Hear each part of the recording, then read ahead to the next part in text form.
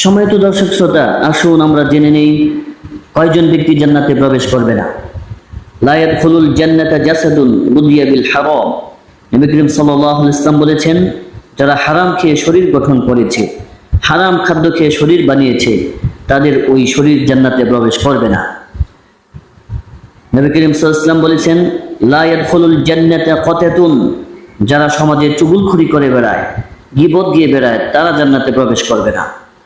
নবী করিম সাল্লাল্লাহু আলাইহি ওয়াসাল্লাম বলেছেন, লা ইয়াদখুলুল জান্নাতা আহাদুন ফি কলবিহি মিসকালুন হাববাতিন খিরদালিন মিন কিরিয়া। নবী করিম সাল্লাল্লাহু আলাইহি ওয়াসাল্লাম বলেন, ও আমার উম্মত, কারো অন্তরের ভেতরে যদি সরিষার দানা পরিমাণ অহংকার থাকে, তাহলে সেও জান্নাতে প্রবেশ করবে না। সম্মানিত হাজিরিন, সম্মানিত দর্শক শ্রোতা, নবী করিম সাল্লাল্লাহু আলাইহি ওয়াসাল্লাম বলেছেন, লা ইয়াদখুলুল জান্নাতা কাতিউন। যারা